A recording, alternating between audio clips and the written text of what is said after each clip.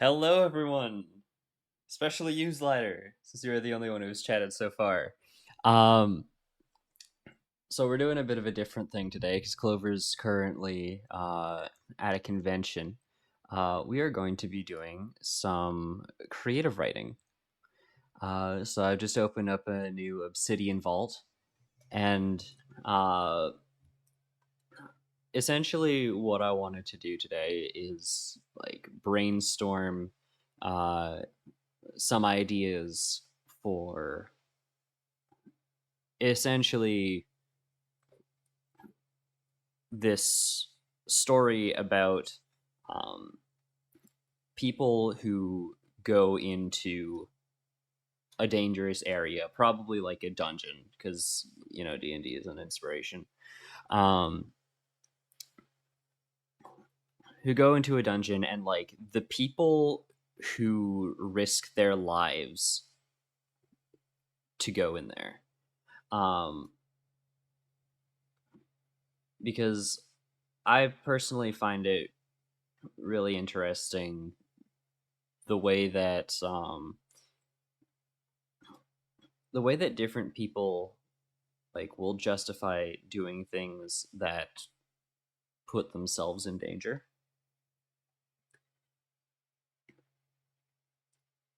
as well as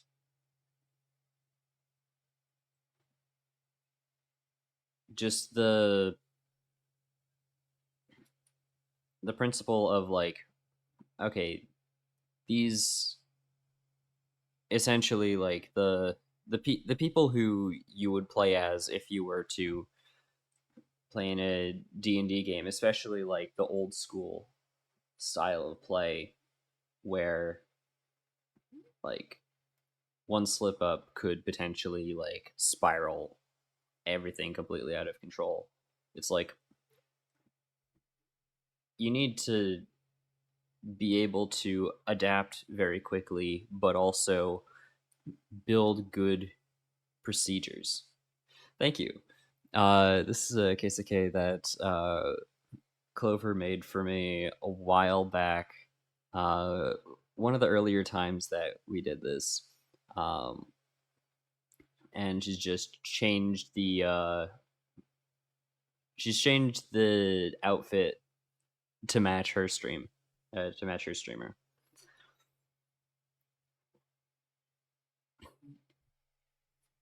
So, like the announcement suggests, uh, any like feedback or like additional help with the brainstorming is very much appreciated.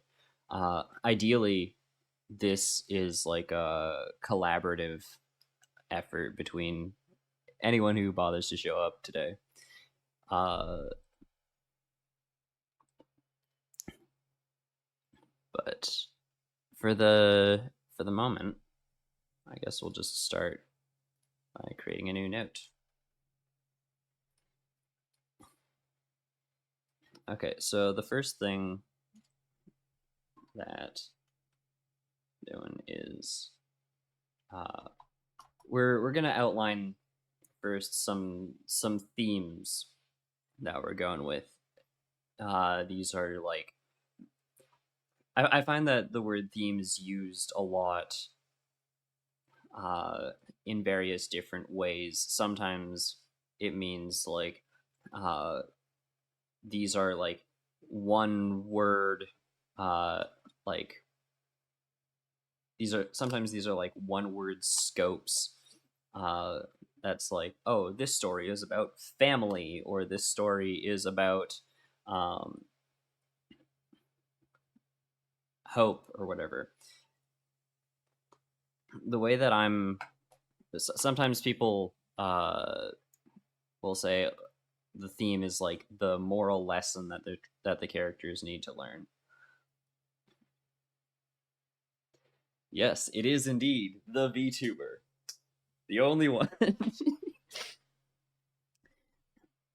But yeah, the way that I'm trying to use themes is, I guess, a bit closer to the first one, where it's like, uh, I, sorry, it's more of a combination of the two. So what I'm essentially trying to get at is that a theme, at least to me, is something that is going on in the world of this story that all the other different characters will have some sort of different opinion on, uh, that fundamentally changes how they interact with the world, with the other characters, uh, and that is all based on traumas that they had growing up. Traumas maybe is not the best word for it, but it's essentially like they have a negative experience growing up that they then uh, overcompensate for, which leads them to see this overarching thing that's going on in a certain way. So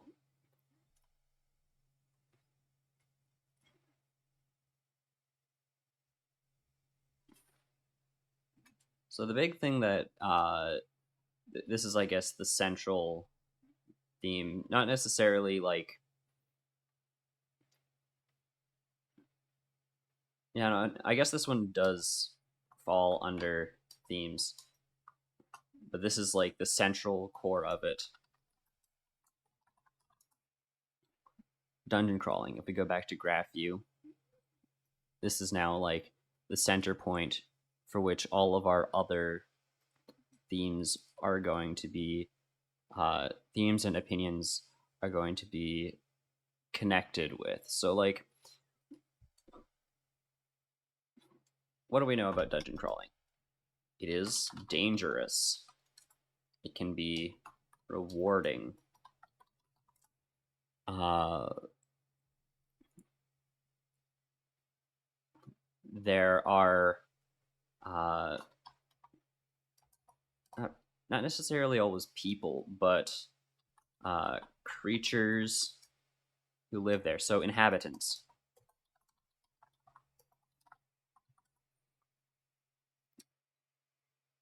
Uh, each dungeon typically has a history to it.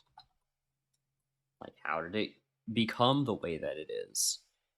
Uh,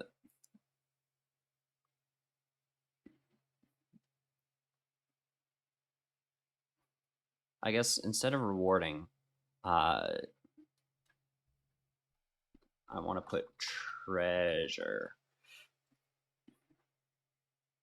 because it's like specifically there is something in the dungeon that is valuable enough that you will deal with all of these other things in order to acquire it.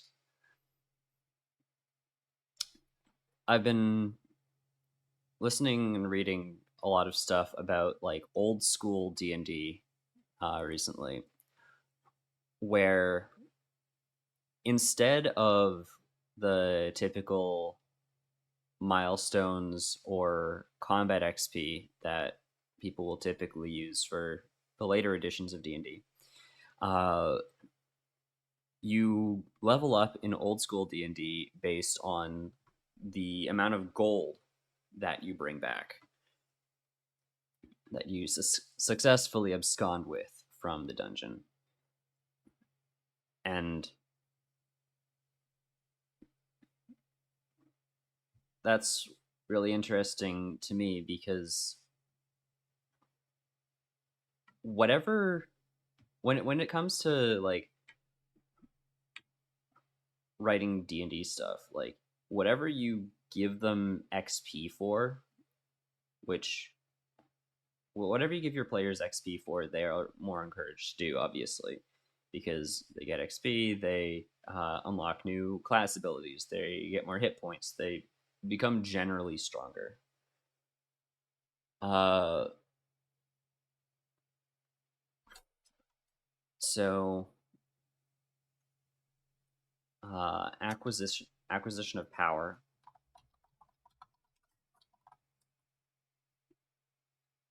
is another thing that's associated with this. Um,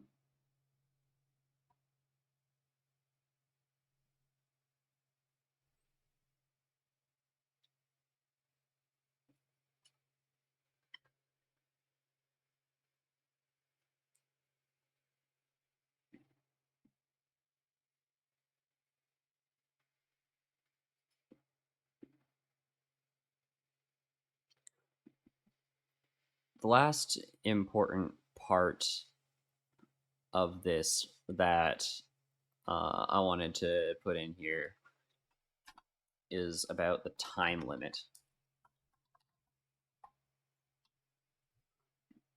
Traditionally, you don't want to stick around in a dungeon for too long. Uh, this can be for any number of reasons. Most prominently, typically being that your torch has a limited timer. Um, and once you are plunged into darkness, you don't always know where your friends or enemies are. You don't know what could be lurking in there. Either there is something there or there isn't. Um,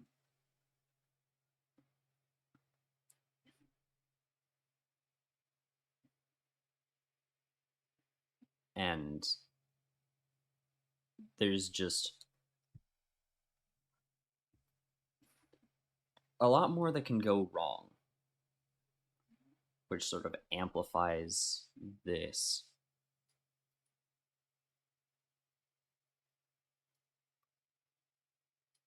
Part of acquisition of power, I guess, uh, also comes with like good habits. Actually, I'm going to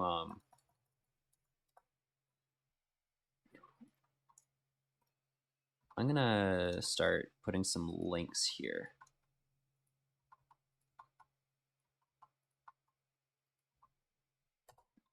So the reason that I chose Obsidian for this is because whenever you put a link like this to anything else, let me just open GraphView. It connects it in this way. So you can use this for like different kinds of connections between like, oh, maybe this character uh, has this relationship with this other character. Um, Let me show my Rock Up the Week one real quick. So this is the web that I had for the Monster of the Week game that I ran, where you have like uh, there's the main characters, and these are all the people that they're each connected to. Uh, you got some of the monsters and their factions. You can color coordinate them. Uh, some of these I didn't like bother connecting, uh, mostly due to like time pressure. I was running multiple games at the same time.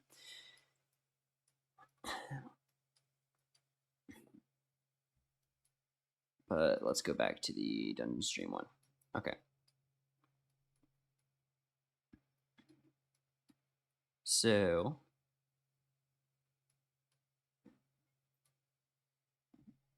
oh yeah, by the way, if anyone watching wants to join the call as well, uh, feel free to pop into one of the other channels and let me know, and I'll pop you in here. Um,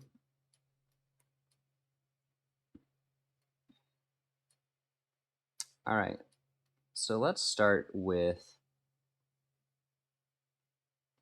the history of the dungeon, or rather, the inhabitants of this dungeon that we're going to be working on. So I'm just going to list some monsters that I like. Um, So I'm a real big fan of oozes. The reason that I like them is because they are able to challenge certain expectations about the way that people engage with dungeons. As well, the players don't necessarily need to feel bad about killing them most of the time. Uh, so they serve as very good, not necessarily tutorial monsters, but monsters that can educate the player on how different sorts of interactions work. Think like the choo-choos from Breath of the Wild. Um, you can very much have them associated with certain elements to encourage players to like interact with those mechanics without having to like try to figure that out alongside what else any other like winged or clawed monster can do. Uh, you've also got your gelatinous cubes,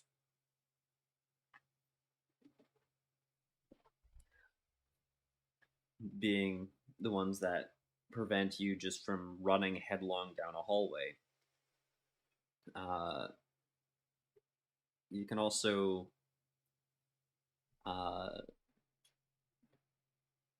do things like what the ochre jelly does, where if you're not using a blunt weapon, if you're using like a slashing or piercing weapon, it'll just reform around that weapon.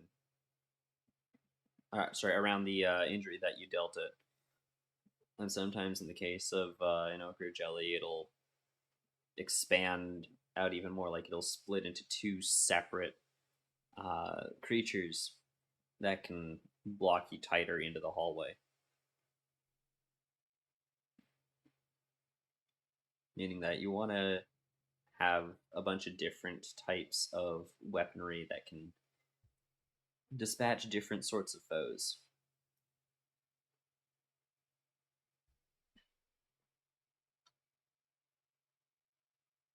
Because ideally, you go into a place and you want to be like prepared for it. Let's see what else. I like insectoid creatures.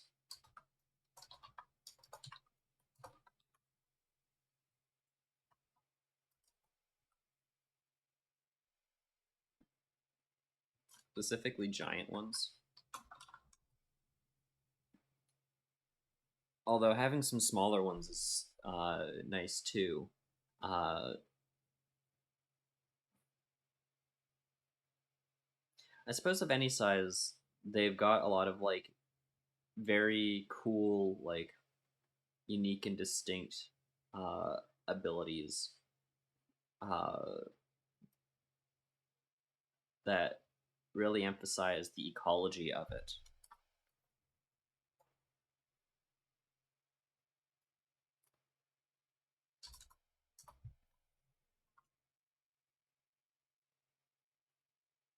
Thank you.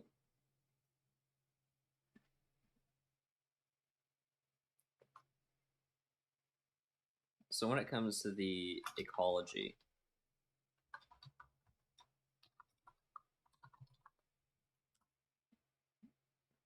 we need to be looking for connections between the different types of inhabitants. Um, so that can be anything from their like diet and food chain, uh, any social agreements that they have. Think like symbiosis. Uh, there's of course also parasitism.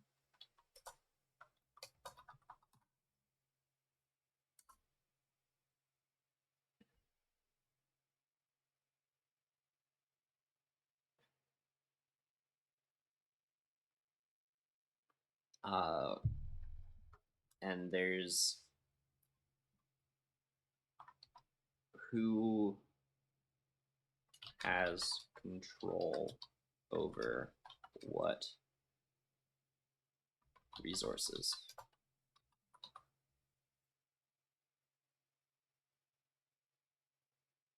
Oh, that's a cool idea.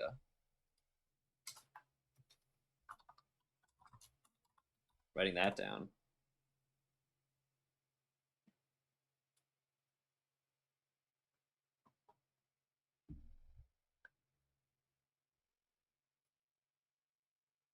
Yeah, so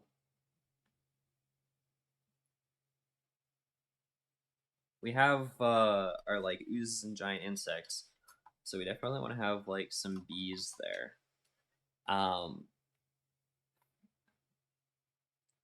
so maybe like we'll have more than just oozes and insects after a certain point, but maybe like one section of the dungeon uh, is like this massive nest that's sort of been latched onto the dungeon, and these bees can maybe take certain uh, maybe the bees have like a symbiotic relationship with some like plant monsters. I was actually thinking a while ago about this idea for a plant that basically functions sort of like a turret, but it's like a pea shooter that fires like a Gatling gun.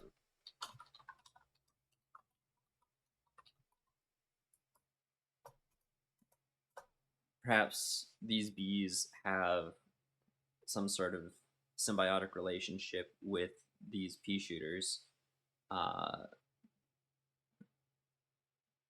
where their pollination. I see that you're typing stuff. Okay, that's. I can't tell if that's you're just thinking or that's supposed to be some sort of ASCII art. Um,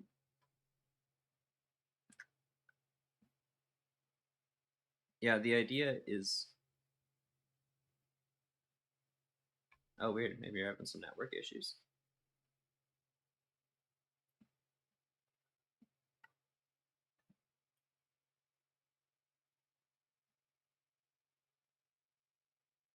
Yeah, so I really like the idea of having a Gatling pea shooter uh, because it can get the players to think about like, okay, I'm looking at this. Um,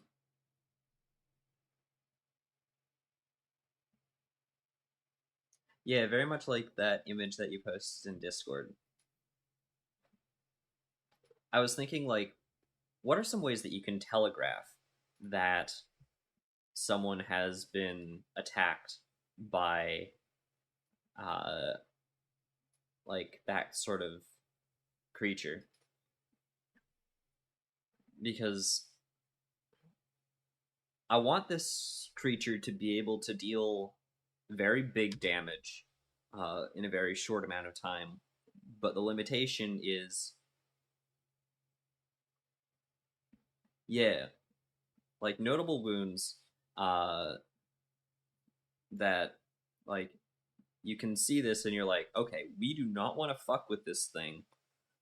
Or at least, sorry, we can't take this thing by, like, rushing it head on or, like, uh, doing our typical tactics.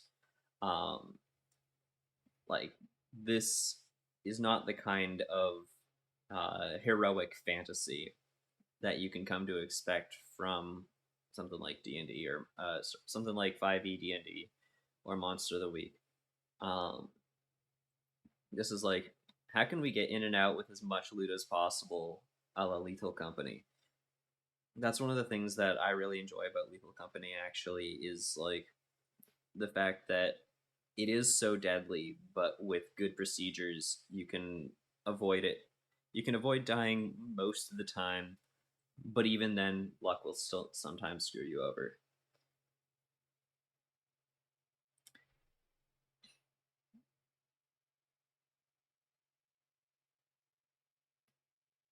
but they've got really good like signs that can telegraph like,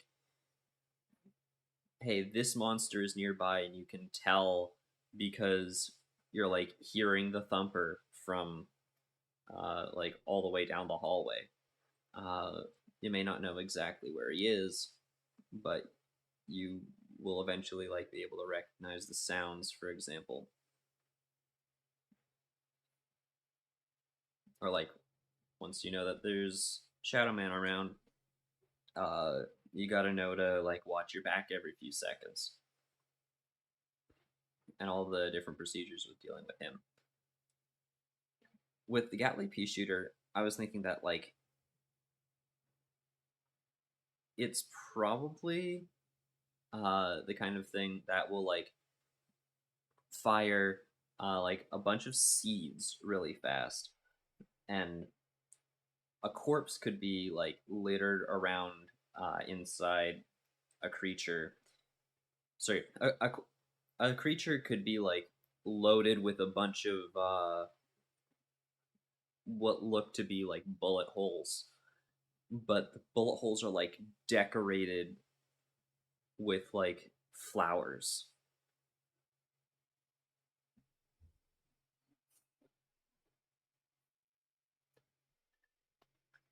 Yeah.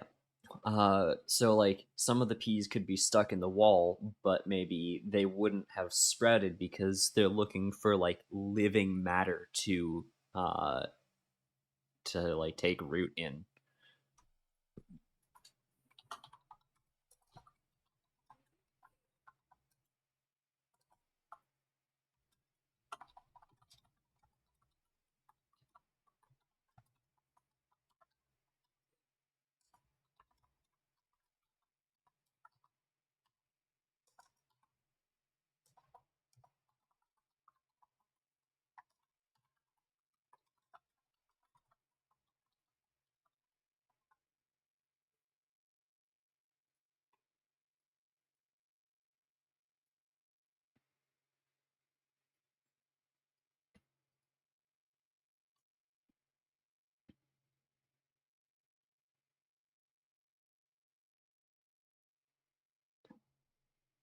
All right. Good night, Slider. So I don't really have an idea of what the dungeon's going to look like at the end. Currently, we're doing the inhabitants. Let me show you. So these are some of the things that I wanted to focus on uh, in regards to dungeon crawling. It's like you got the inhabitants. There's like all the other like dangers that show up. Yeah, this is called Obsidian. Uh, I was showing it off a bit earlier, but if you go into here, uh, you can type a thing in this list, uh, like hello, for example, and it stays as text within this program. It won't do anything on this window here. But if oh, but if you wanted to have that be a thing that like branches out, you can put a link to it. So with a couple square brackets, and then the next time you look at it in grid view, there's a hello one. I was using this to prep Monster of the Week, uh, but I only started actually mapping it out really late into development, so I'm missing a lot of the stuff that I was like actually prepping. And then also most of the prep happened by me just like thinking at work of like, hey, this would be a really cool thing to add.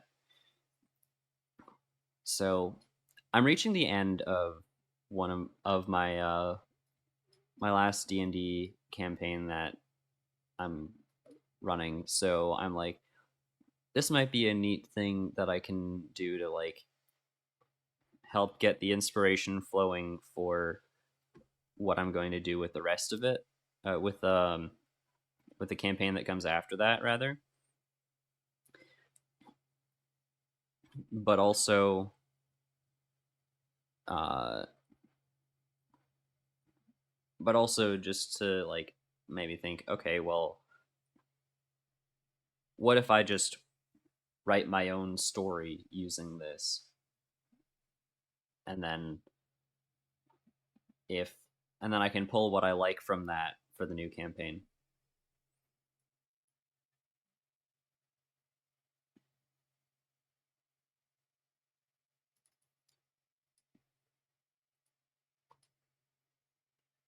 Yeah, so we've got our oozes, our insects, our plants. Uh, so the living honey ooze is probably like uh, created by the bees, uh, but animated through some other means.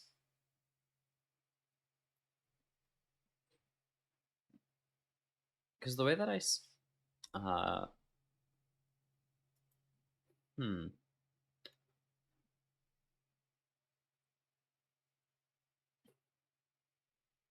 maybe it's animated through some other means, or maybe the bees also have some sort of symbiosis with the living honey that's like it's more advantageous to us if this honey is alive.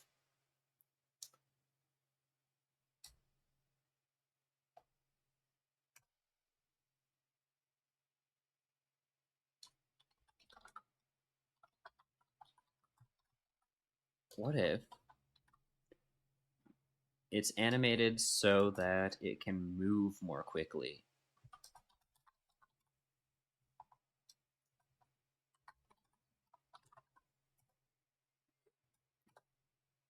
Because here's the thought, maybe this honey is a sought after resource by some other sort of predator in the dungeon.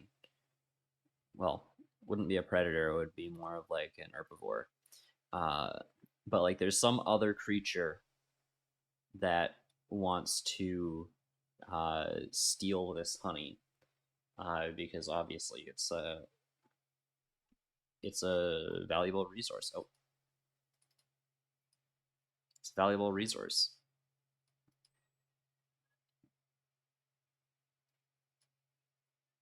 So it like follows the flow of like, okay, well, it is it is technically a creature, but it's also technically a treasure. Maybe maybe it has certain medicinal properties. Uh, I'm gonna put a connection here.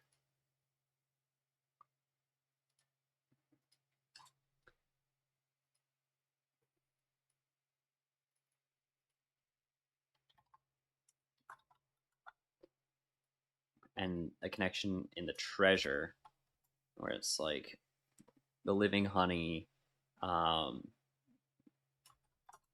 has some sort uh, of medicinal property that makes it valuable.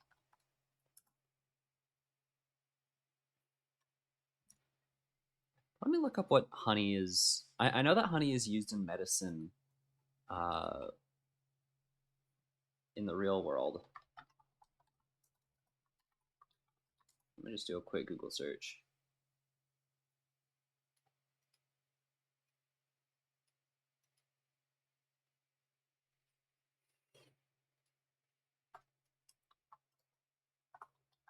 So in real life, it's used for coughs, minor wounds,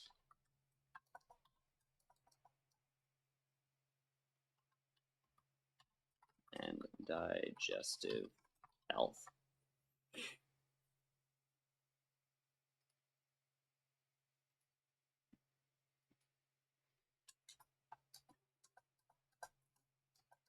So for this one, maybe there's some magical illness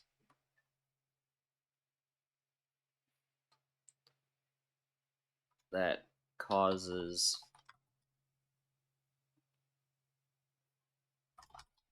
some sort of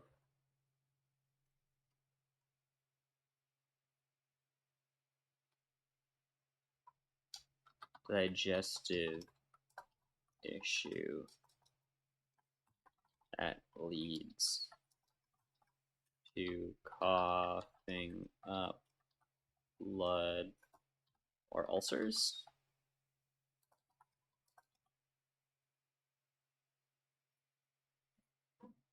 Just a thought.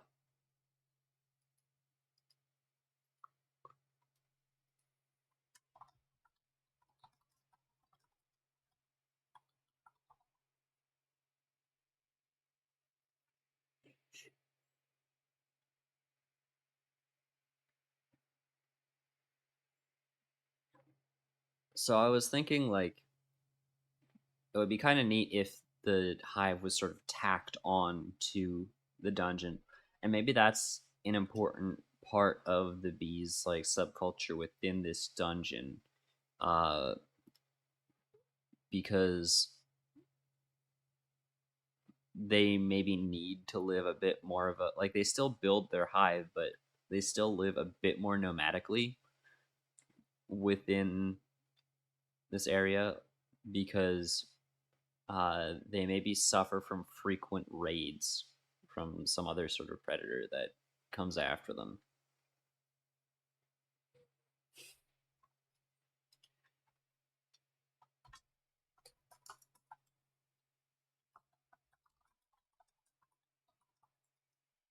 I'm gonna put a question mark here beside the bees because I don't know if I want to say that specifically bees. Uh, building their nest quickly in a way that can be uh, set up elsewhere easily.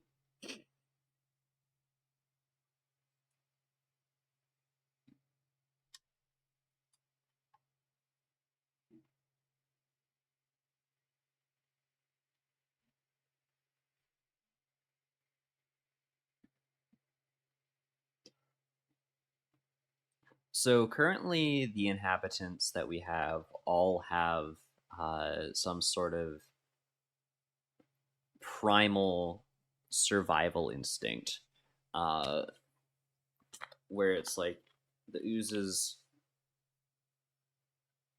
basically just want to. Uh,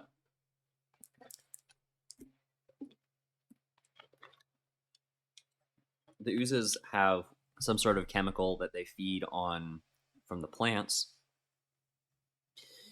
uh,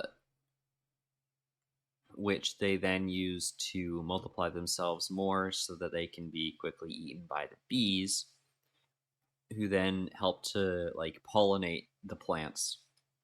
So you've got some of the connection there. Um,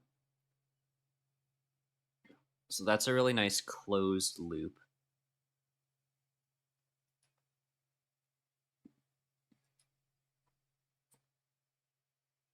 But the bees being the only like sentient society within this dungeon uh, probably means that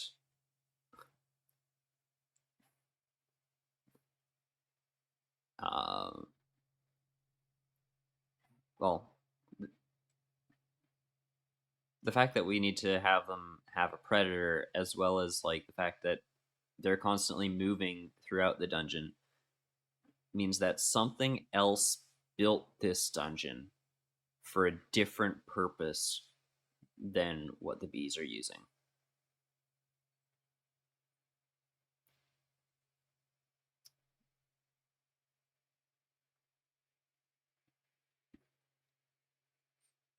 If we think back to like 5th edition creature types, uh, we could put demons in here.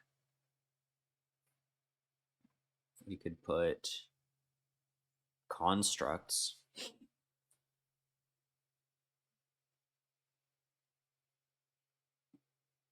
We could put some sort of humanoid or maybe even like beast folk faction in here.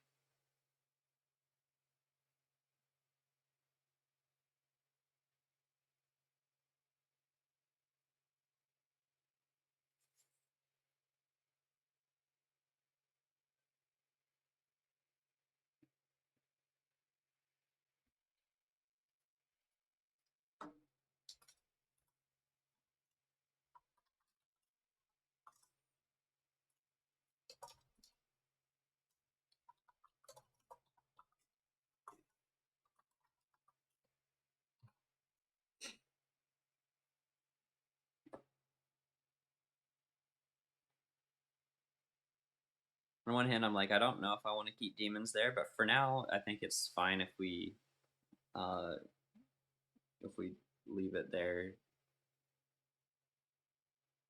I also kind of want to add constructs. I'll leave that also as a question. Because the constructs will also be like a supporting monster type to some of the stuff that already exists.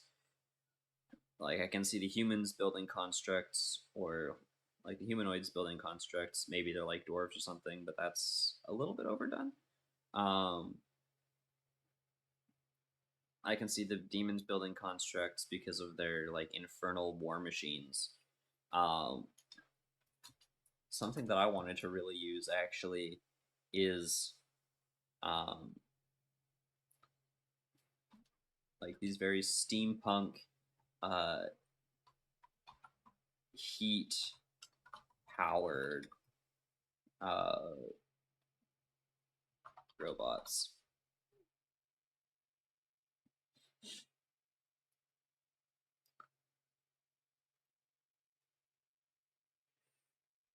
Now, part of me is thinking that means elementals.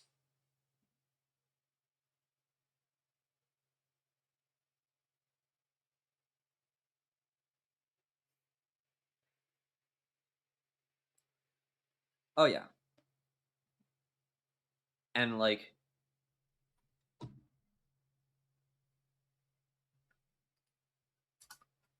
I'm thinking that it's likely either demons or some form of elementals who built this dungeon.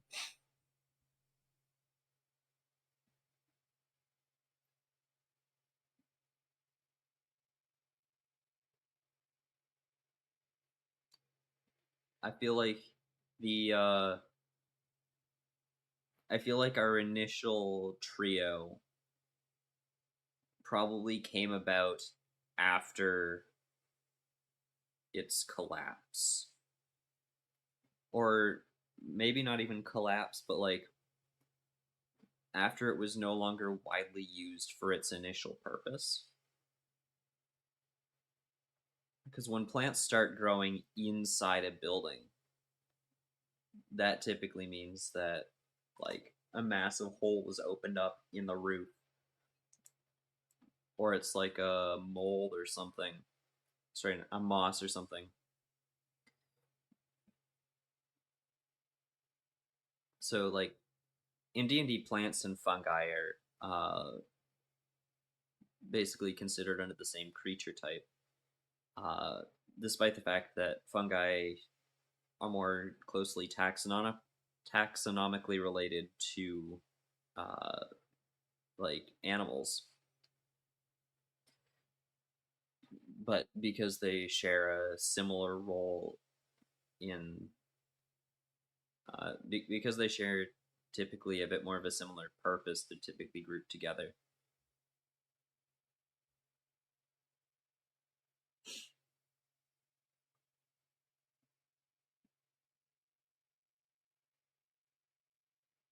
Regardless, they exist to feed on decaying matter. Uh,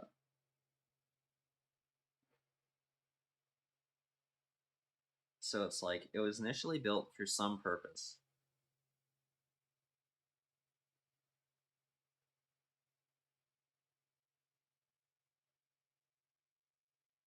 Here's an idea.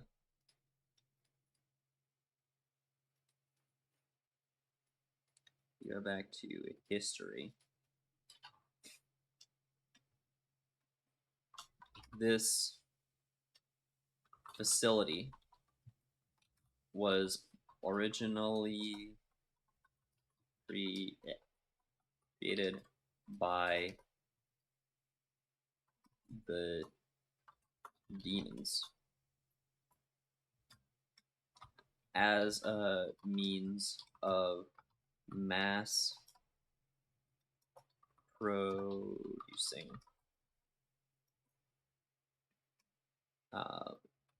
war machines.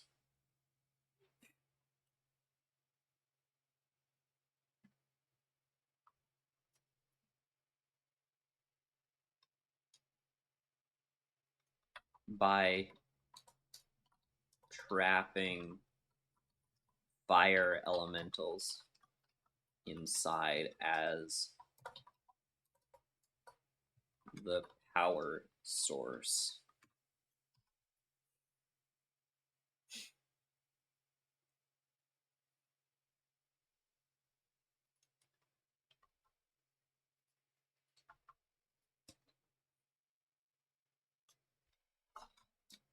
It fell into ruin when X. I don't have a solid idea on what that's going to be yet.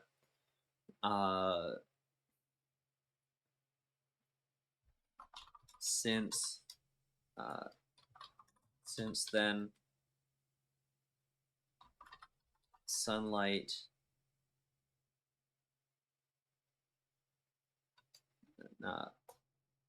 since then, massive hole has opened in the roof.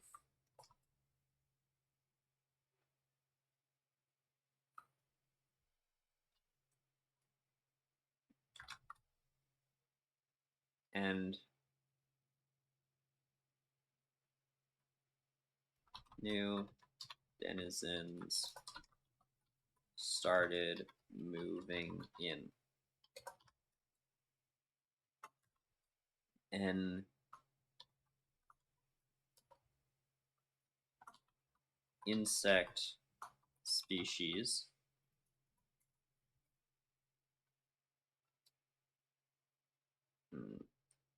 sorry.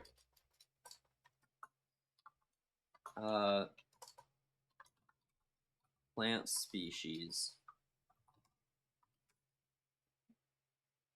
has developed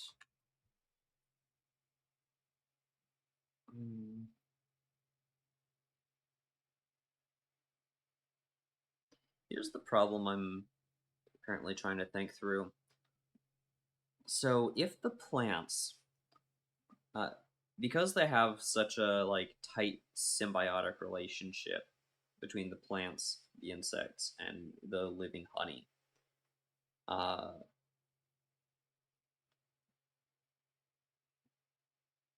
I'm kind of struggling with figuring out the chicken or the egg thing of how did they sort of develop simultaneously.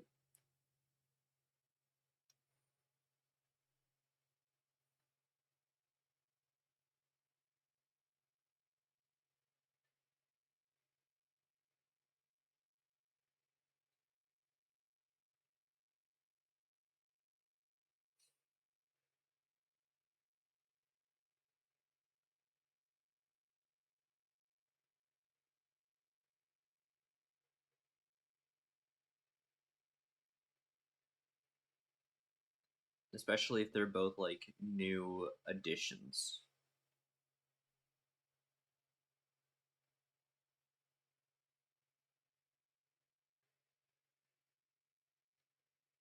Oh, I got it.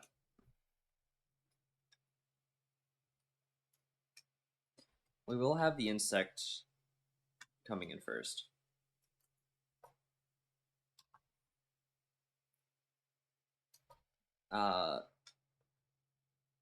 An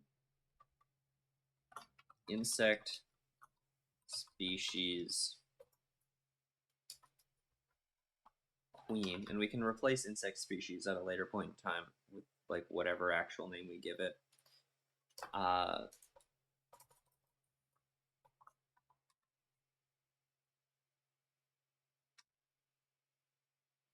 was fleeing a previous colony after being caught in the crossfire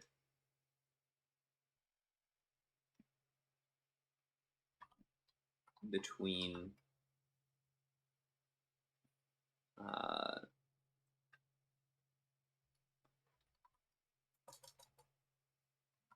uh, plant species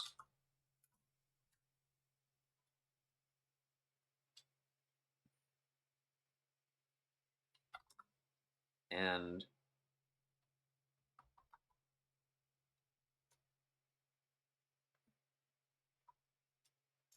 a predator.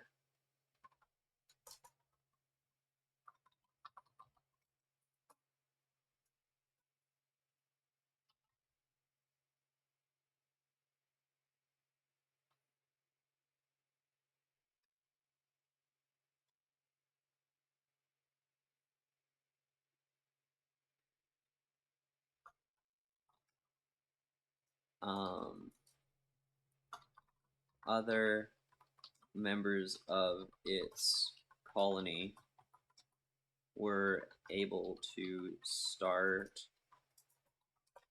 a new hive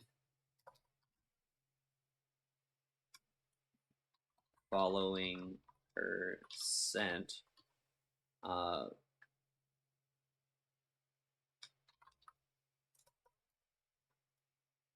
despite the fact that she herself passed in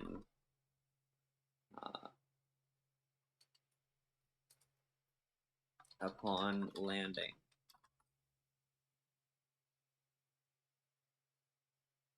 And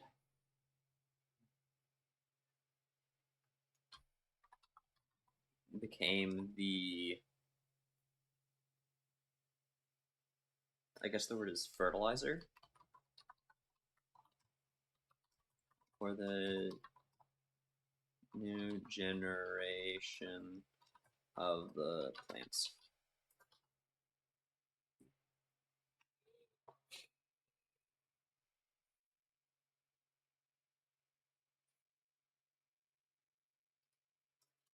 I feel like this needs to be its own paragraph. Oh, why is...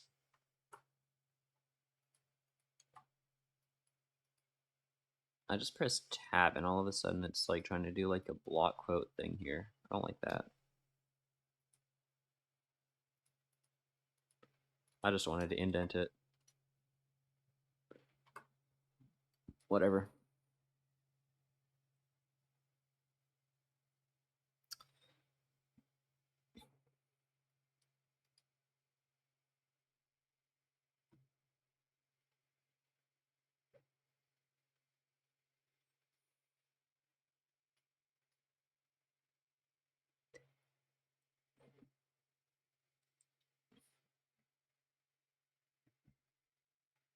Okay, so if we go back to the inhabitants, we have our demons, we have our constructs, we have our elementals. So the demons came to the material plane for some reason. Why do they want... Well,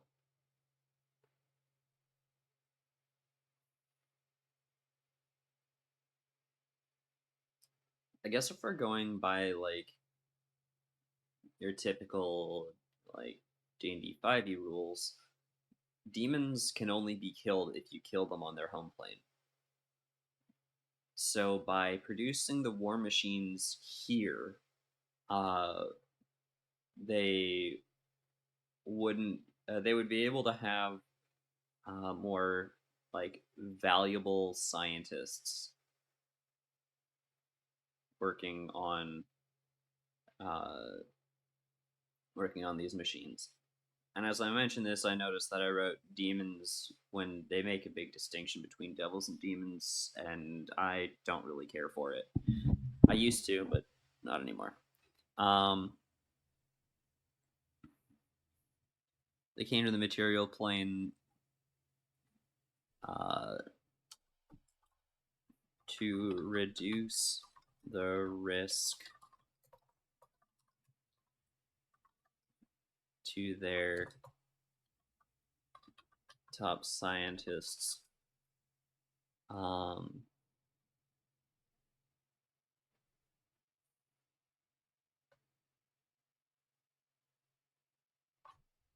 Yeah, pretty much.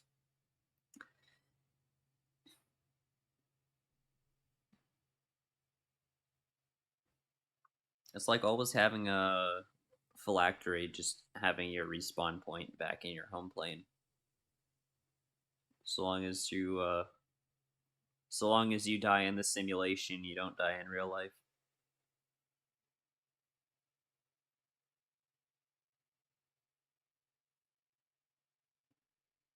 Those are two completely different concepts.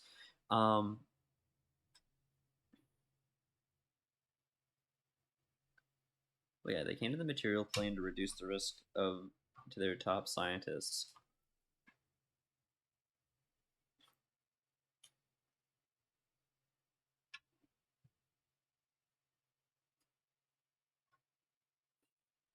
And the fact that these robots are powered by heat is probably what makes them super valuable. It also probably makes them a bit less stable. So the heat-powered robots are super valuable in combat in the Hells for obvious Hell-related reasons. But they have some critical defect.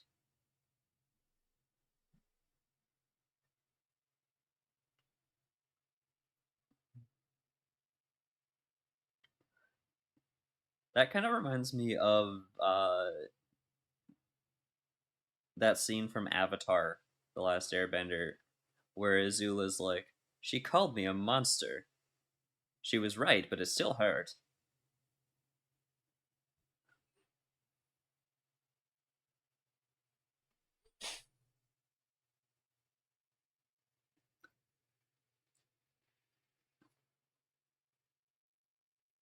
Right, so they have some sort of critical vulnerability.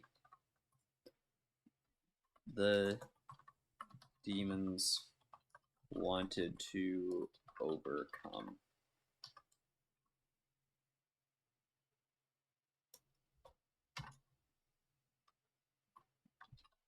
Which is probably still there.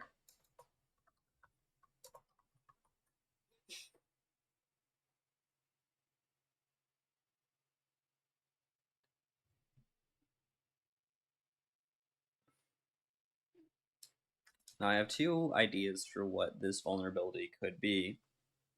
The first is that the elementals are sentient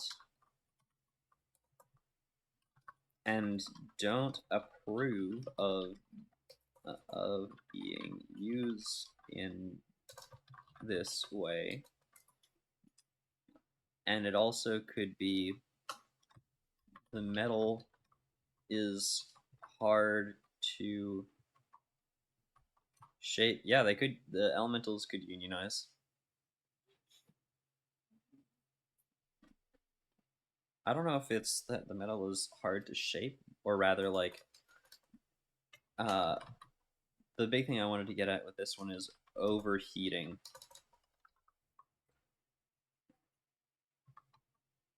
Causes the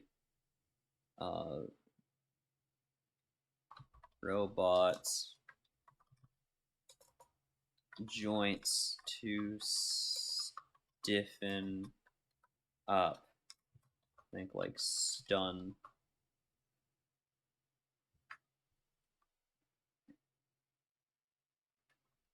Or maybe take damage.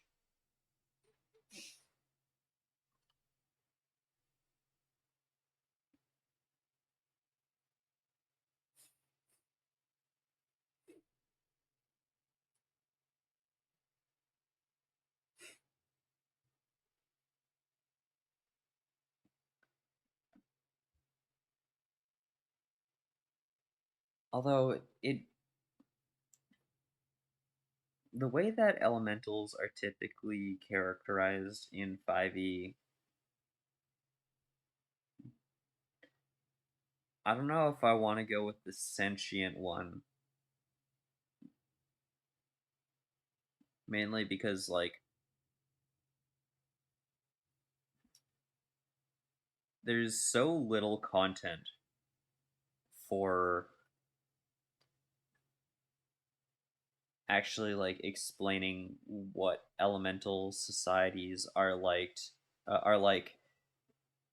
because a lot of it's like, oh, you have your, like, 4 elemental planes where, like, almost everything is fire or air or earth or water.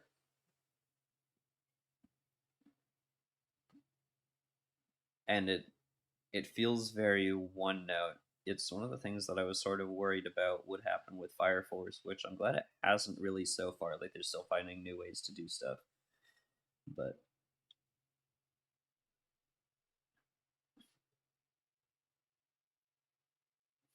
they all feel very. The elemental planes in D&D feel very disconnected from everything else.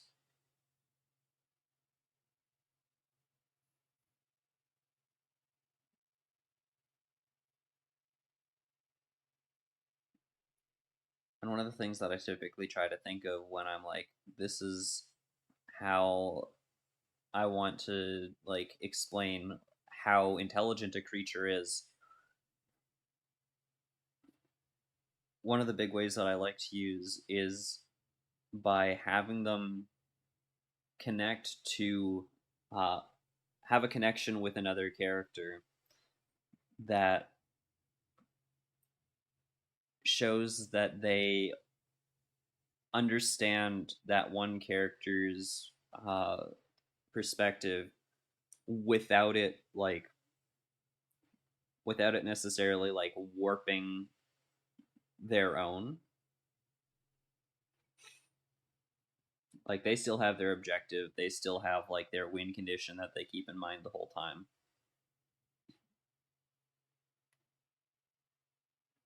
But then they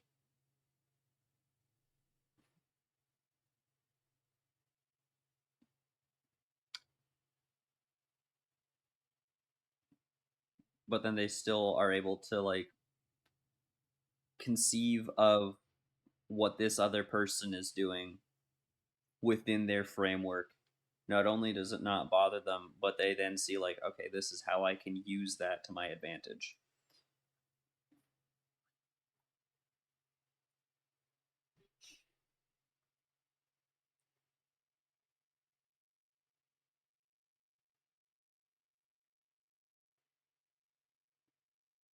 Whereas I look at elementals and I'm like, I, I look at the elemental planes in like the D&D lore, and I'm like, I don't know what interesting stories I could tell with these creatures because it seems like they don't really have any way to properly connect to other creatures aside from being a resource to exploit.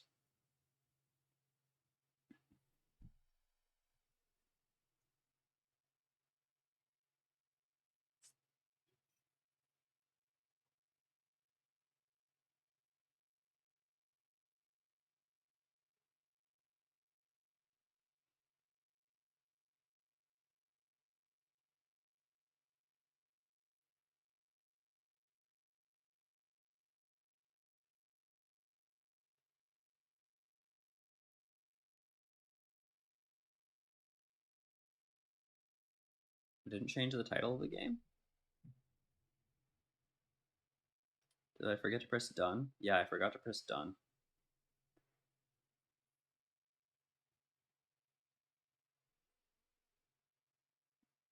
Oopsies. Yeah, I changed all the info on my end. I even changed some of the tags, so good luck with fixing this. Uh, but I just forgot to press done, so oops. Hi Clover, how was the I assume you're back from the convention?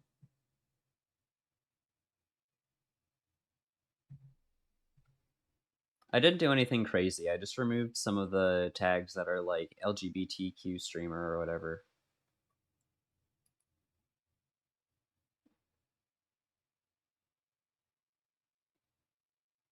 You can add them back.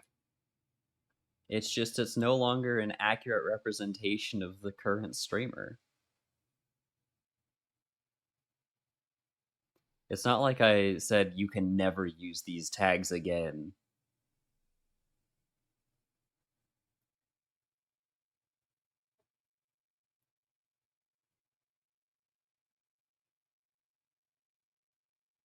All right, square up.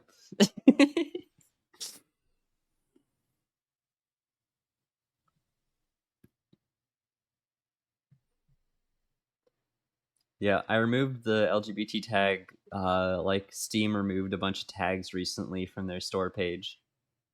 Yep, no more gay allowed. It's all gone.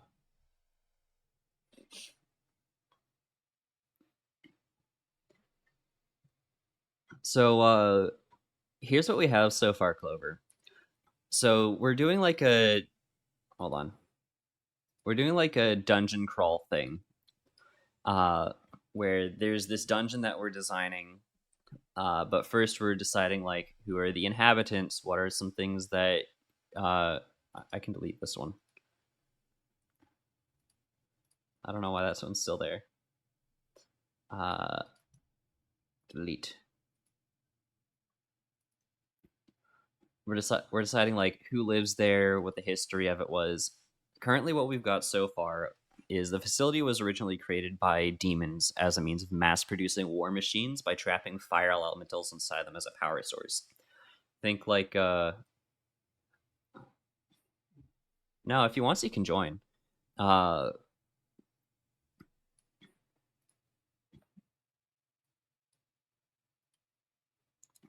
anyway,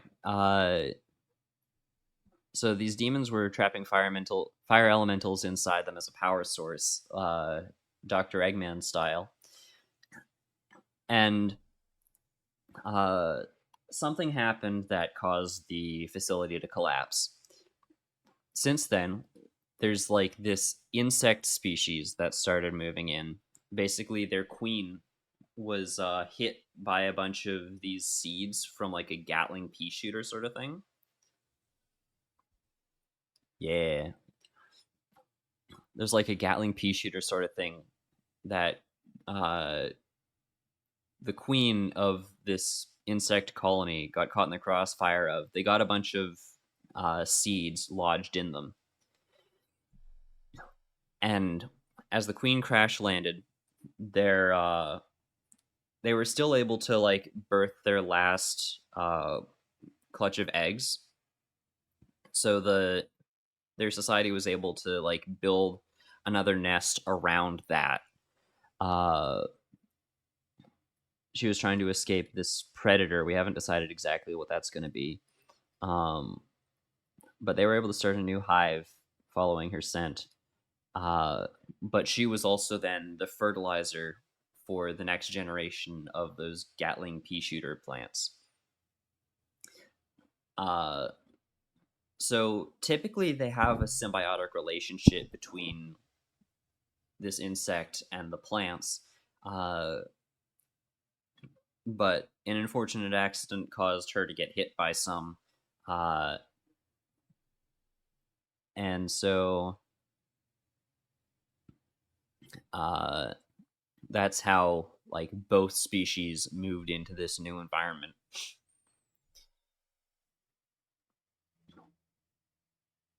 one of the other things that we were working on is Josh came up with the idea that the bees create this like living honey. Uh,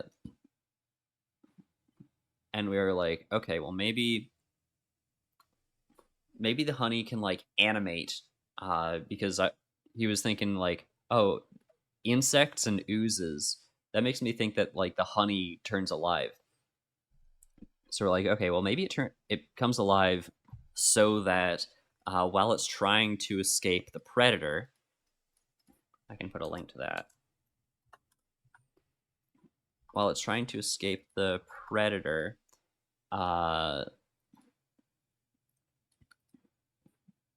it'll be more easy to move on its own.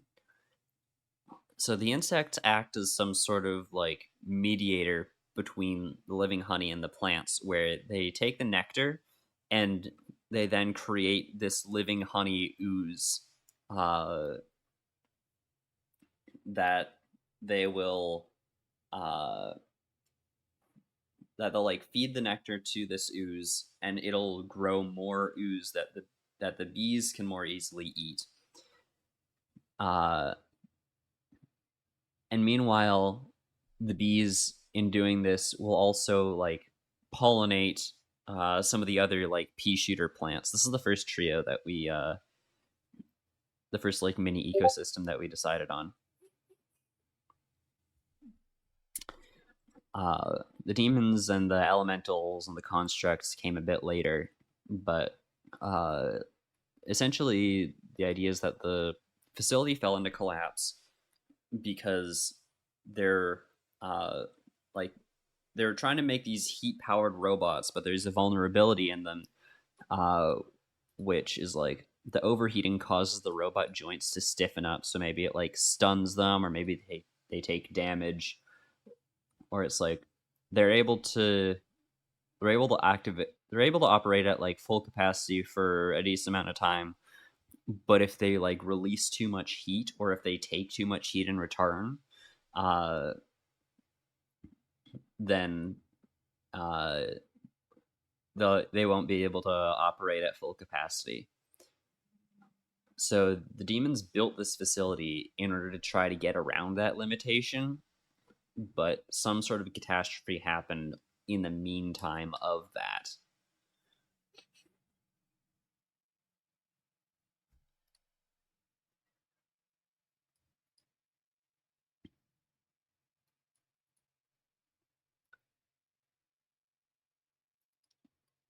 Yeah, we haven't even.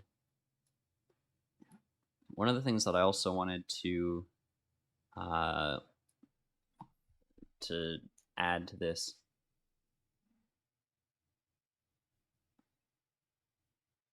Yeah, I don't know how much longer we're going. We're probably going at least 42 more minutes.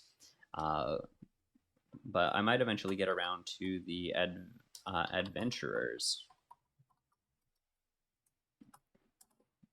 Uh, I might just have this be like a thing for a D&D campaign that I run in the future, or I might make my own adventurers and tell a story with that. I don't know yet.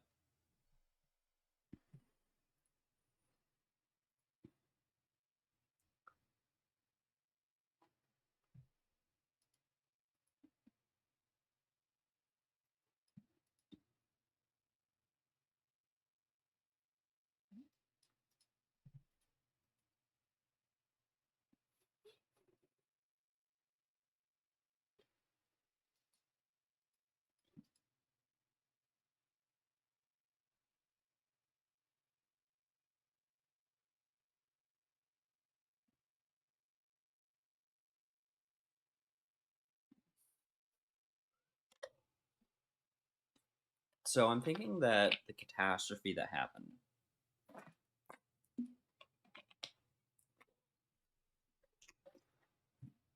is probably a result of the Predator faction.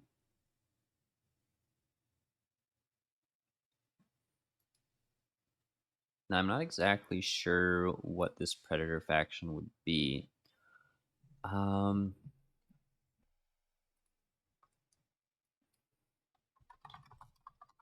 What other animals eat honey?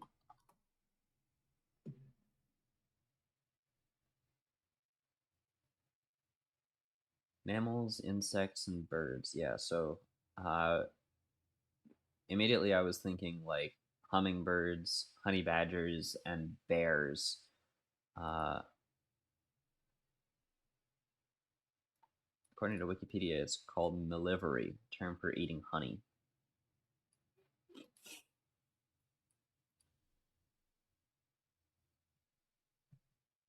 It's used for traditional medicine. Oh, it's used for like burns and skin injuries. That's another important part that we need to add to the living honey text. Uh, I put it under treasure. I should have this be its own thing.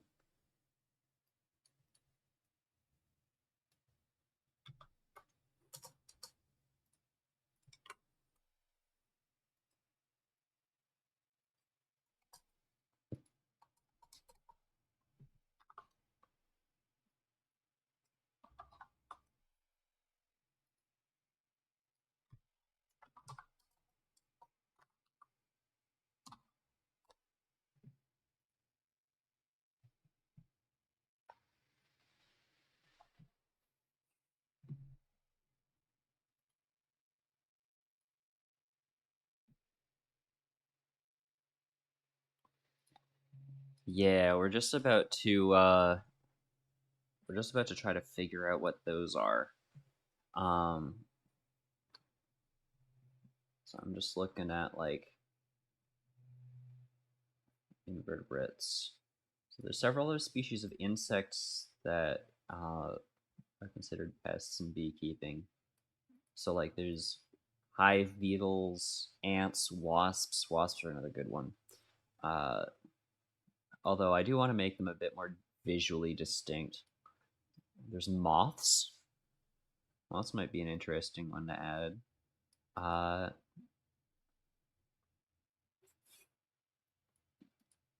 Whereas vertebrates like skunks, raccoons, possums, kinkajous. Oh, it's kind of like a. It kind of looks like a pig bat sort of thing. There's in particular commonly stereotyped as attacking beehives.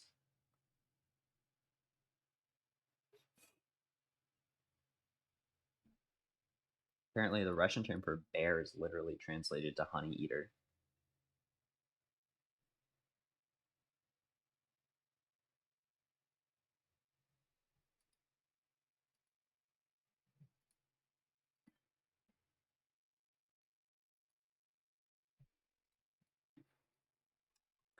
So we need to figure out, is it like a bear? Is it a rodent? A bird?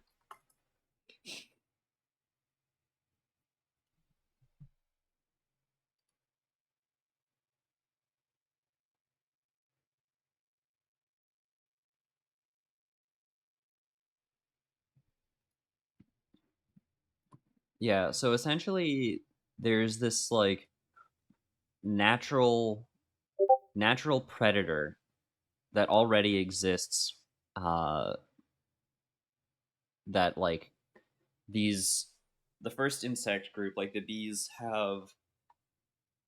uh the bees have adapted ways of the bees have adapted their survival mechanisms around making sure that they'll still be able to avoid this predator and start a new colony, uh, despite the fact that this predator is trying to take the honey. Uh, Maybe it also is able to eat some of the bees as well. If we're thinking like wasps,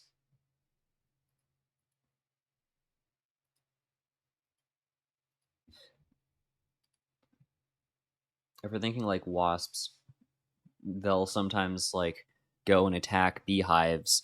Uh, the adults will eat the bees, and uh, they'll feed the honey to their children. As well as I think that there's. Were you there when we were talking about meat honey? I think you might have even been the one who brought it up. Otherwise, I'm thinking about just a video that I saw. Um, Meat honey, like honey made from like living animals. Actually, I think it might have been brought up by my D&D group.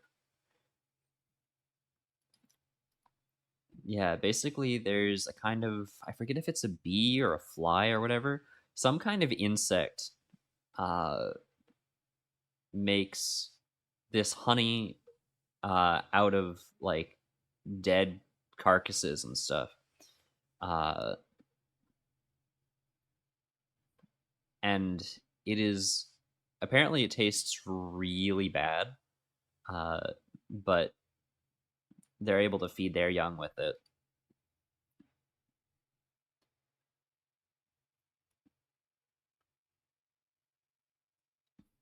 So it's like it's nutritious for them. I think it might have been Adam who brought it up.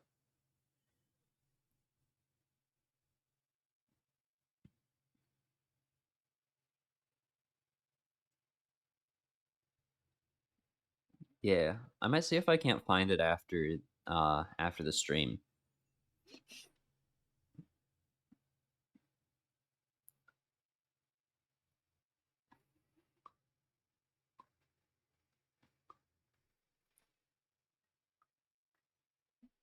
As for the predator, I don't know if I want it to be a bear. Uh, Bird seems the most likely.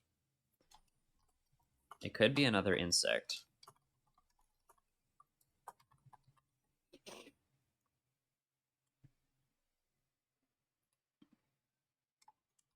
Currently, I'm thinking maybe it could also be like an aberration.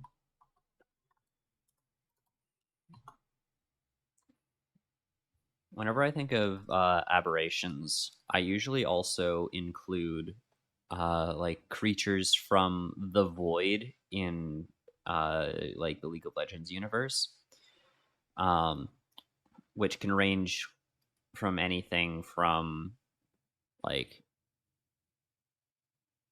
squids to uh, squids to insects to like Lovecraftian entities to creatures that'll mimic human faces uh, to like Godzilla sort of creatures.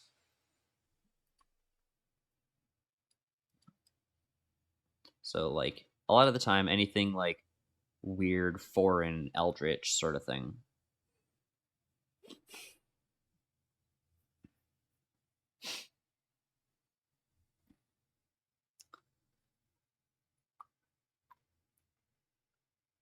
I definitely want it to be able to stand on land, uh, but I also want it to be able to.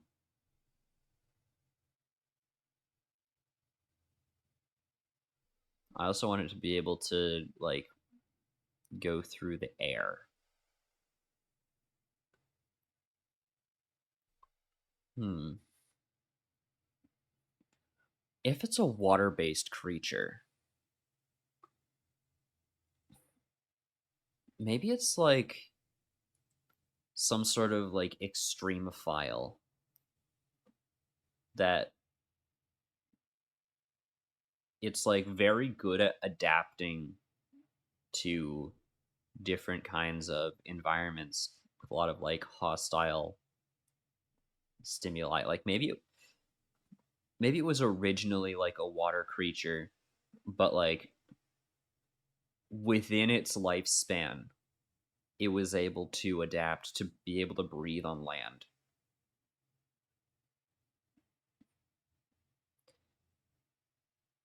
I like the idea of like a predator that can like change its organs around.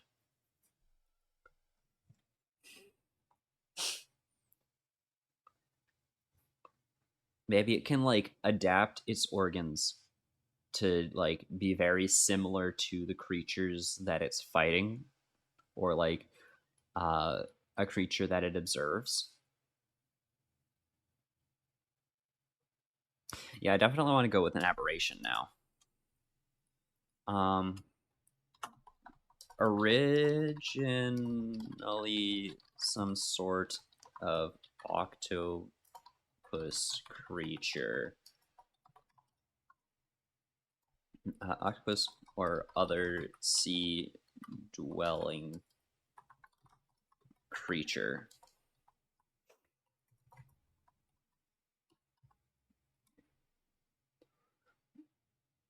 Has the capacity to reconfigure its organs.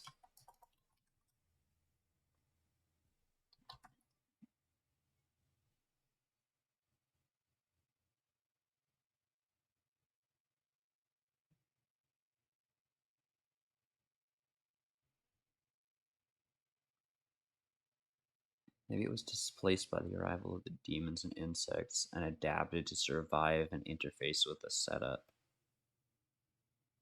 Yeah, so maybe like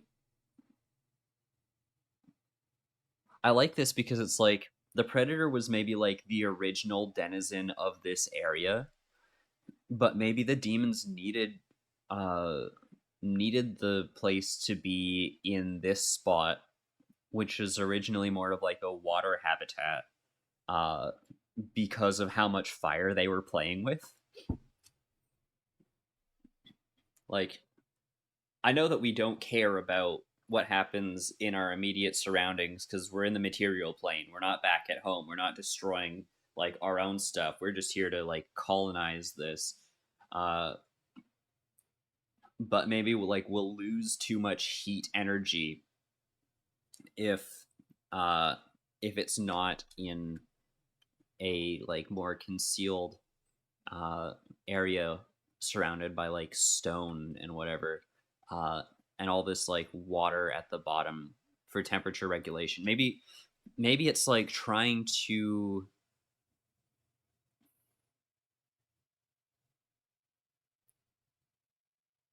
You know how in every form of like human electricity generation, it always comes back to boiling water. Like you have these nuclear power plants where the entire purpose of them is just to heat water really fast. Yeah.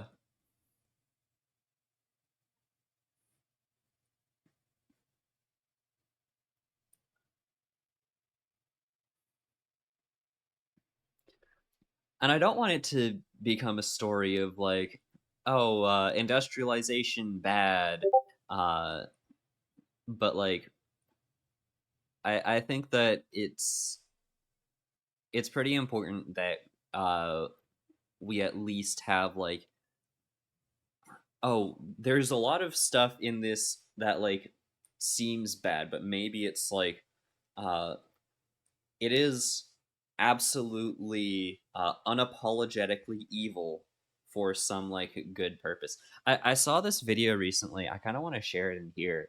Uh, that was actually talking about My Hero Academia and how a lot of people misunderstand the cultural context that um, a lot of people in like Western audiences, even the people who are translating it into English, miss some of the cultural context of what makes it special, uh, being an Eastern developed story. Because like in a lot, you'll notice in a lot of like Western stories, they talk about like uh, not only the concept of absolute good, but also this idea that everyone is the hero of their own story. Like everyone thinks they're doing the right thing, and uh, and this is like in contrast to more Eastern stories where instead of like that Christian idea that permeates a lot of the Western stories. You have the more Taoist interpretation where, uh, like, not only does an absolute good create an absolute evil, but uh, the but there is no real absolute good or absolute evil, but rather, like, you have forces that are like very good, but they have that like seed or spark of evil, and things that are created as a result of that that are very evil that have that spark of good in them. Um, it's a really good video essay. I'm probably just gonna share it. um, but like, I started rewatching Fate Zero, and I am seeing it everywhere. Uh, my other friends were like, "Oh, we don't like the way that the narrative is delivered, especially in the first few episodes." And like, yeah, I'll admit it. It is very slow for the first little while, and there's some other like cultural things uh, in how they present their story uh, that makes it difficult to get into. But like, once you actually get into the meat of Fate Zero, like a little bit before halfway through, you start to like see this pattern. And I love frameworks like this. Um, it's why I latched onto the Enneagram so hard. Uh, and like, obviously, that's not an absolute. Uh, that's not like the only way to write a story, and it can leave your story feeling, um, what's the word, like mechanical? No, formulaic. That's the word. It can leave your story feeling formulaic if that's all your story is, but it's like, this is the building block that we can then like, sorry, this is the skeleton that we can then build our story on top of, and we can add our like unique distinctions and uh, everything else on top of. Anyway, that's a massive side tangent.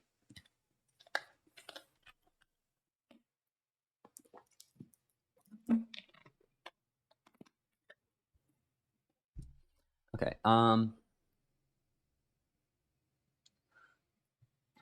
So the predator is some sort of octopus like creature that lives in a uh, lake, uh, a massive lake, um, that is under a mountain.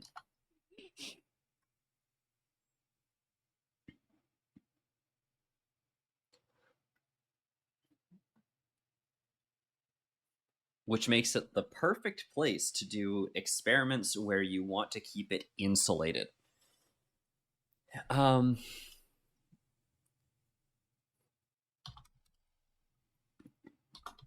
it has the capacity to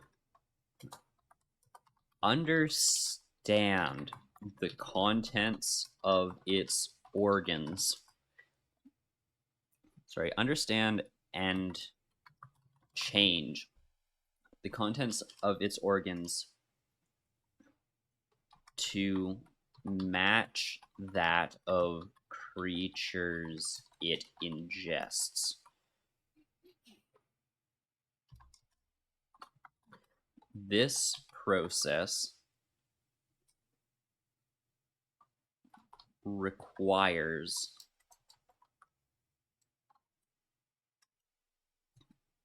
large amounts of sugar, thus justifying its need for the living honey.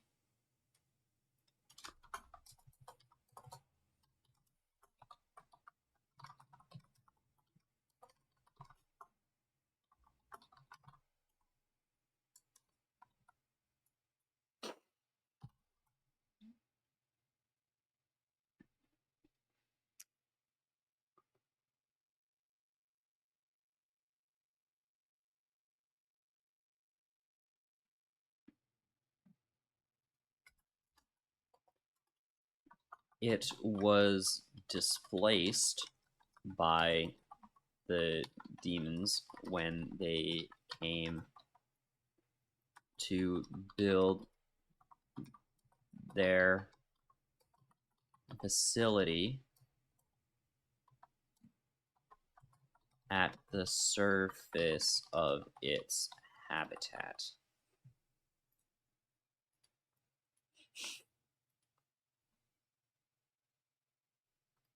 Or sorry, surface of the lake within its habitat.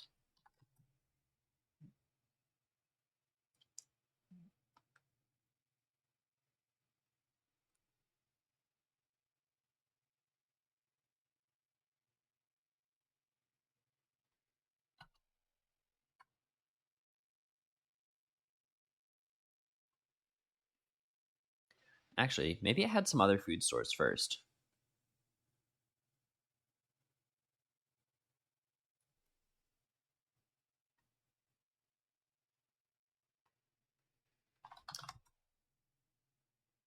Which it could find in droves at the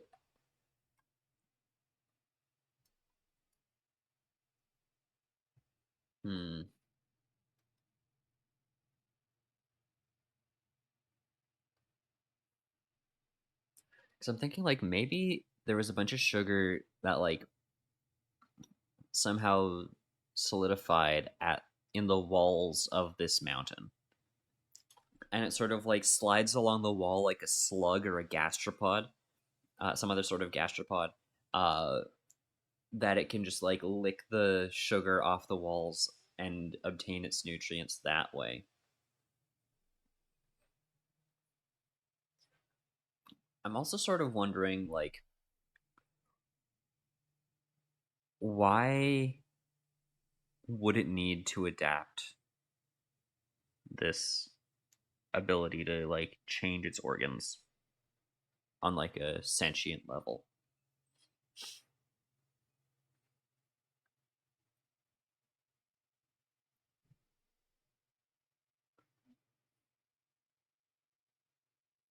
Part of me is thinking, oh, it's probably got some predator of its own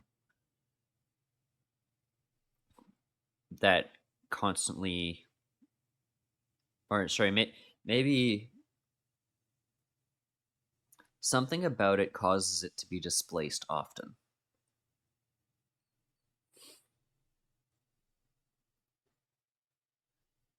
A part of its biology is valuable.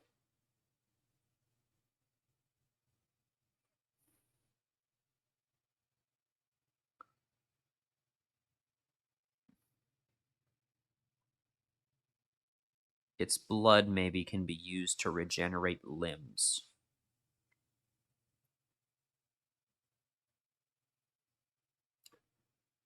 Its flesh could be a vital component for high level spells like homunculus.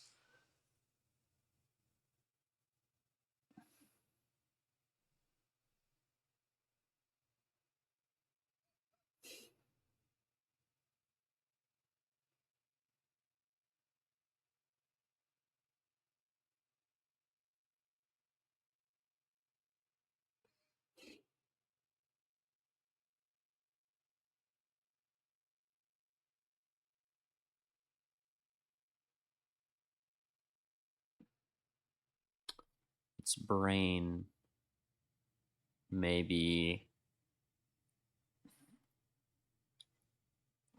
has had some sort of corrupting, like mutating, um, like radiation influence.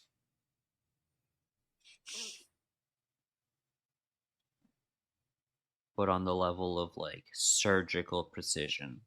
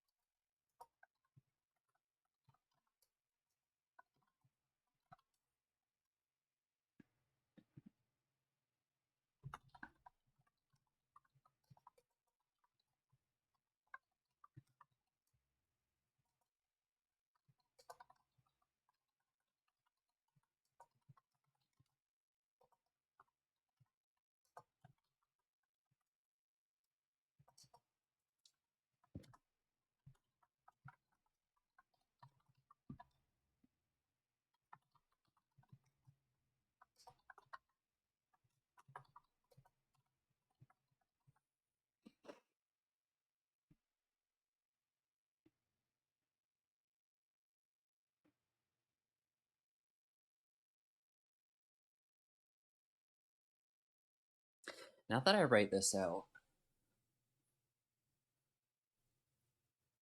maybe it was originally adapting in the same way that like a troll might, where it adapted this uh regenerative property, but because it might not have been like an apex predator at that point. At an early stage, it was probably more of like a prey animal. Um, and so it had to be able to regenerate for pretty much the same reason as like a starfish, where it could detach one of its tentacles, let that wriggle around while it escaped. So like it would then be able to regenerate limbs. But people found out that like, hey, we can use this regenerative property to regenerate our own limbs. If we can hunt this creature down, if we can brew it into our potions, maybe it's one of the key components of like some of the more powerful like healing potions. Uh, if they just find magical ways to reverse engineer.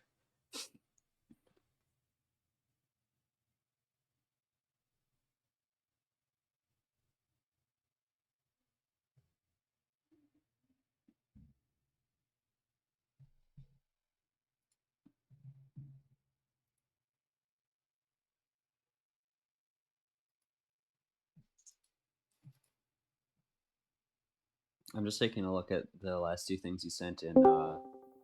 Hey yo, Yo. I'm just taking a look at the last things you sent in stuff for VC. Yeah.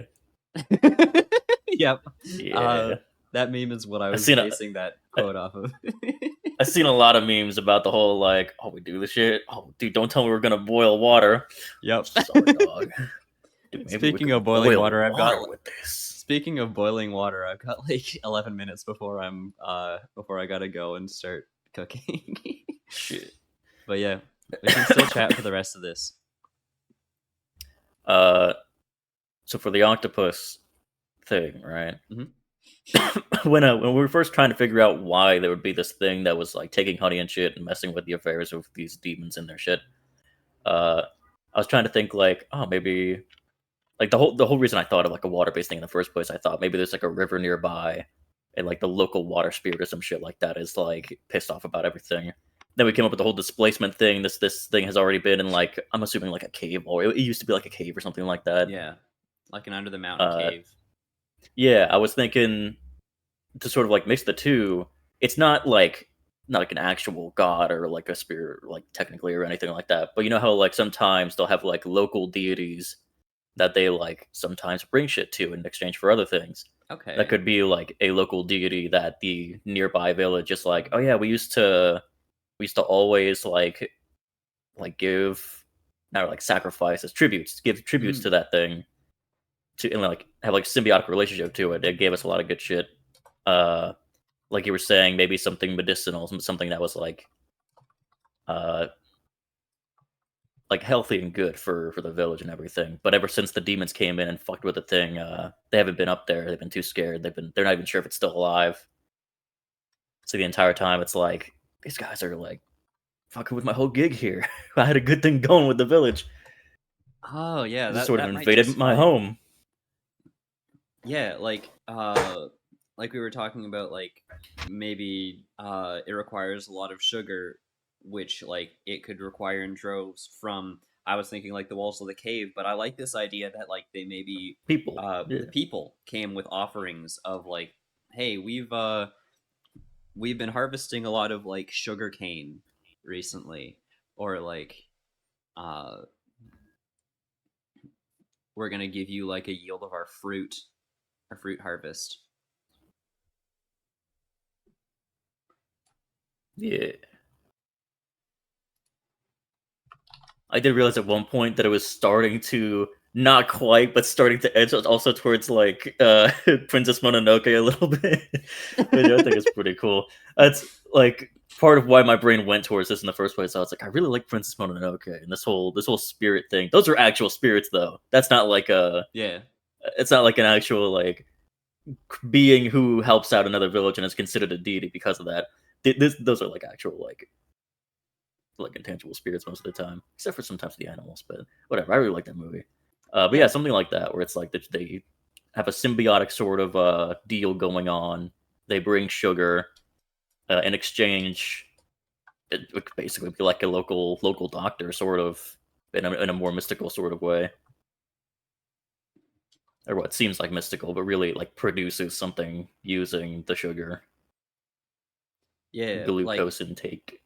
like somehow they were able to communicate with it to the point where it's like, hey, if we give you like this much sugar to like help you regenerate your organs and whatever, uh it would probably be a mix of like proteins and sugars now that I think about it. But like if you give you enough like proteins and sugars to regenerate your limbs, will you like give us some of your limbs that we can then use to uh, like help keep our people from our like local conflict, like from just dying out in this local conflict. This is getting into like a whole history about this creature, uh, which is I'm here pretty for it. cool. Yeah. Yeah, it like I can imagine like this creature's probably fucking dirt old, and it's been around for like a long ass time, probably since like the village was more primitive and everything. So like I can imagine at one point the village started to like when it first started the whole making of sugar and everything. Like they found out about it because it started stealing from them, started taking their crop and taking everything that they were making out of it with the sugar and everything. They're like, "What the fuck is that?" Started out as like a conflict. Then they realized, "Oh, this thing just wants sugar and it doesn't like hurt anybody. So maybe we can just make a deal with it. Plus, it makes this cool like healing property sort of thing, whatever we're saying here." Yeah. And it could also be a reason why if you go to the village, there's like specialized foods, like oh, we have honey glazed steaks and stuff like that. A lot So of this sugar deity comes based. down and attends the village festivals. Oh, fuck, maybe. I don't know. I'm down for that. Yeah, got an octopus centric little religion going on in that village. Yeah, maybe it. So I'm just writing down.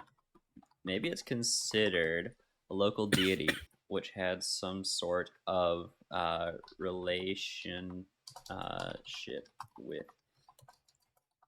the nearby village where it would. I just wrote it above as well. I don't know why I'm writing it again down here.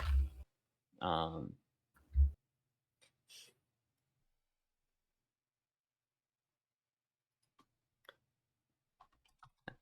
as a result of them considering it a deity. Uh, Not deity.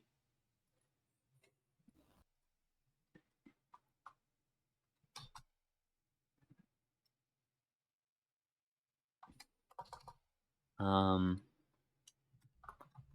it was. It originally tried.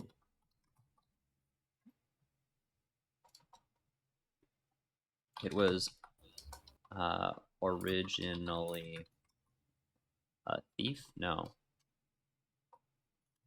It used to steal these resources before the village leader struck a deal with it.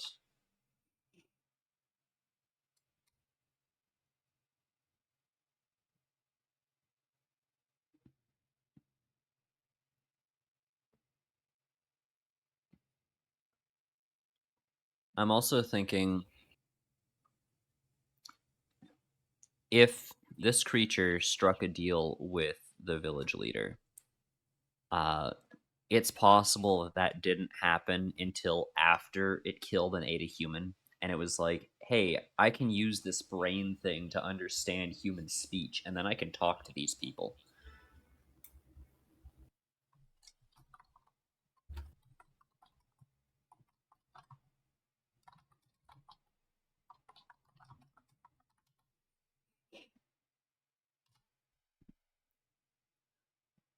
Maybe it's like, oh, it's not stealing that, relatively to like how much we're producing, it's not stealing that much. But then a human, uh, but then after a human died, they're like, okay, we need to like figure out what to do about this problem fast. And then at the same time, this creature was then realizing, hey, these guys have like a whole like society thing going on where they're actually working really efficiently, uh, to like produce a lot of like good stuff for my survival. Uh, but they're also like kind of annoyed and scared by me. So like, how can I uh, how can I make sure that they continue to produce stuff and maybe like, just give me a cut of it so that I don't have to be sneaking around in the night all the time.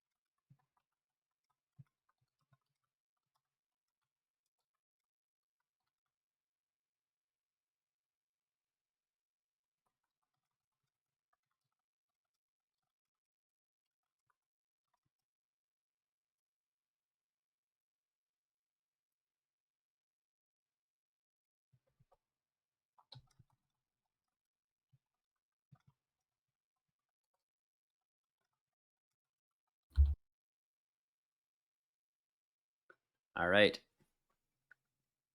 I would say that that's a pretty productive brainstorming session.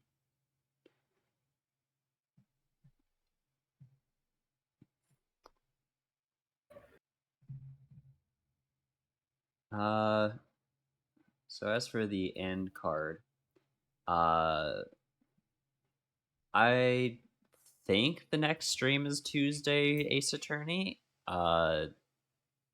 Refer to Clover for like actual updates on that. Thank y'all for everyone who turned in, and I will see y'all when I see y'all. Bye bye.